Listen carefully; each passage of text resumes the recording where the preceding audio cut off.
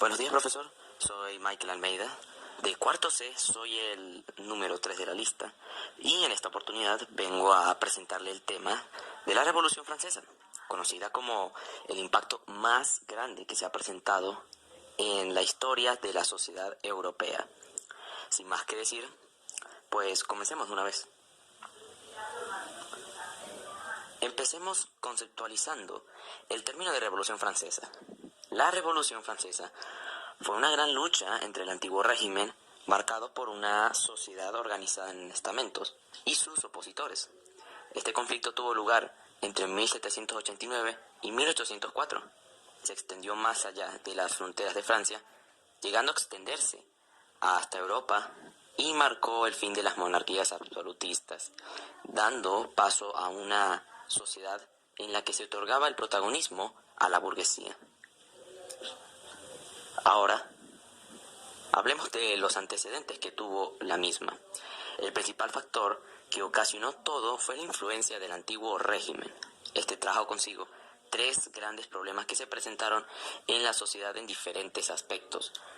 Tenemos los aspectos políticos, en los aspectos sociales y en los aspectos económicos, ¿ok? Ahora bien, comencemos hablando primeramente de los antecedentes en cuanto a los aspectos políticos.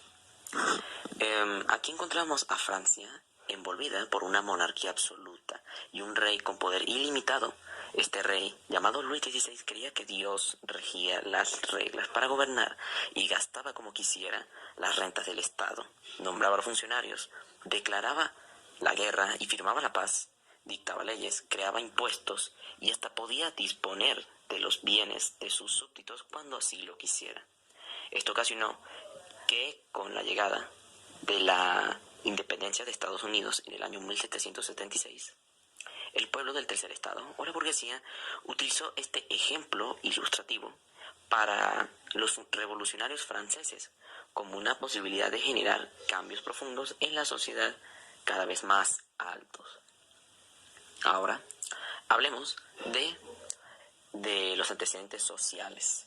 Aquí deriva la causa por la que se ocasionó la Revolución Francesa en su totalidad, puesto que, al estar la nobleza y el clero en el copo de libertades y privilegios abiertos y garantizados, en donde el tercer estado tenía que cargar con los gastos impartidos por las iglesias, el gobierno y los nobles, como el pago de diezmo al clero, el del censo y otros atributos a los señores del estado, provocó una gran tensión social entre los habitantes del tercer estado y su miserable vida, y los demás cúpulos privilegiados de este antiguo régimen, haciendo que los protestantes del tercer estado desearan estar en el poder y también oponerse a los derechos de la reforma fiscal.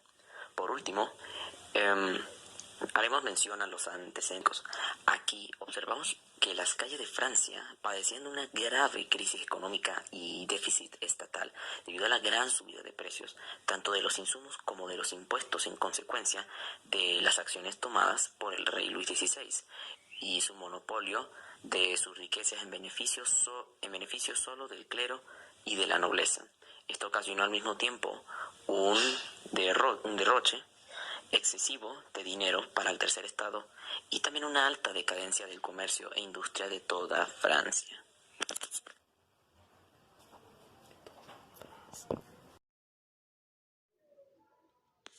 Ahora bien, cabe decir que Francia se dividía en tres grupos sociales en este antiguo régimen. Como primero tenemos a la monarquía, compuesta por el rey, por supuesto. Por siguiente, a la nobleza, compuesta por príncipes, duques, condes, entre otros. Luego le seguía el clero, compuesto de los obispos, sacerdotes, abades y monasterios.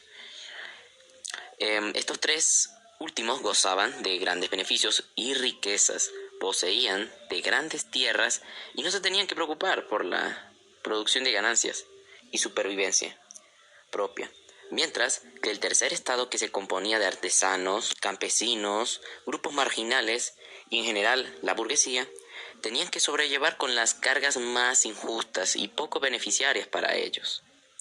Entre todos estos pilares que forman parte de este triángulo jerárquico, podemos observar que niveles como el clero, la nobleza y la monarquía tenían sus libertades y privilegios garantizados, mientras que puestos como los del tercer estado eran lo contrario, puesto que no poseían de privilegios ni libertades, y los mismos, a diferencia de los otros tres mencionados, estos tenían que pagar impuestos.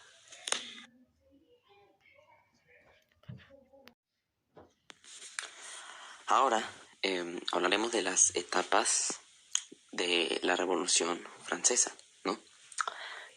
Como dije anteriormente, vamos a empezar hablando de lo que fue la primera etapa de los Estados Generales. Pues el rey Luis XVI convocó a los Estados Generales para solicitar un aumento de los impuestos y para que los nobles comenzaran a pagar. Pero los representantes del tercer estado, es decir, la burguesía, aprovecharon la convocatoria para solicitar el voto individual, ¿ok? En lugar de un voto tradicional por estamentos. Como este fue rechazado por el rey como por los dos primeros estados, el clero y la nobleza, el tercer estado se retiró de los estados generales y es aquí cuando entramos a la Asamblea Nacional.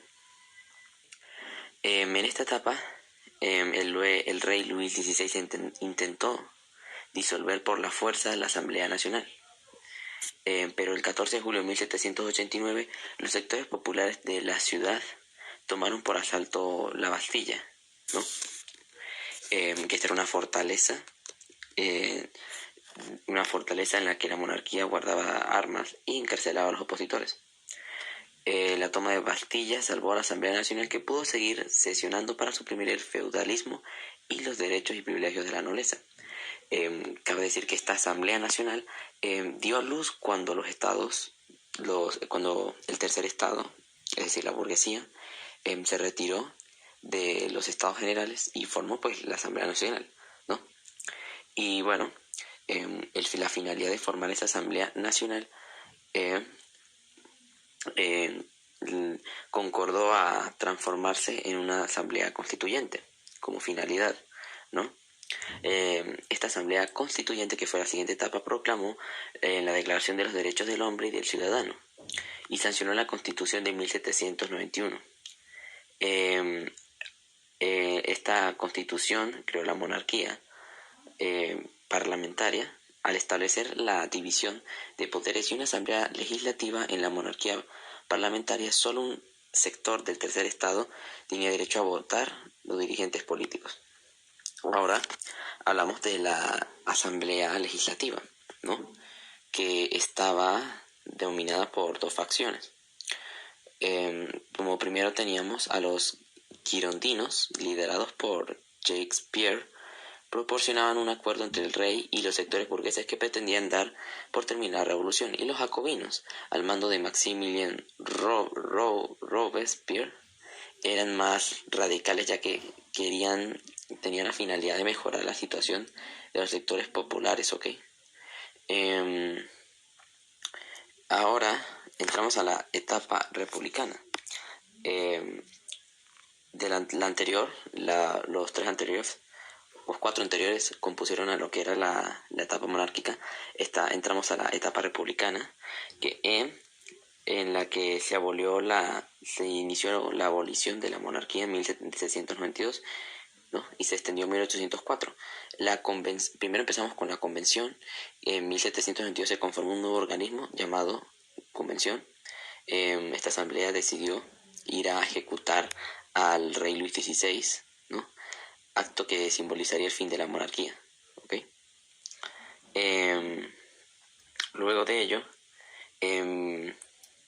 pasamos a lo que sería el directorio, que se sancionó una constitución que creó un poder ejecutivo de 5 miembros llamados directorio. También se estableció un sufragio masculino restringido a las personas de mayores fortunas. También cabe decir que el directorio debió enfrentar varios levantamientos, tanto de los monárquicos como de jacobinos, ¿ok? Y bueno, para terminar esta inestabilidad, Napoleón Bonaparte en 1799 encabezó un golpe de estado para derrocar al directorio, ¿ok? Ahora bien, aquí marca el fin de la Revolución Francesa y como siguiente etapa tenemos el consulado, integrado por 3 cónsules, ¿no? Impulsó un régimen de gobierno centralizado y auditario que restableció las relaciones con la Iglesia Católica. Por último, en 1804 Napoleón decidió suprimir el consulado y, bueno, en esta fecha entra la última etapa, que es la etapa imperial, en la que se da por, por escrito la coronación de Napoleón para esta fecha y, bueno, convirtiendo a su imperio en el imperio napoleónico, ¿ok? Y bueno, ya para culminar esta exposición en cuanto a la Revolución Francesa, hablaremos de las consecuencias que trajo la misma.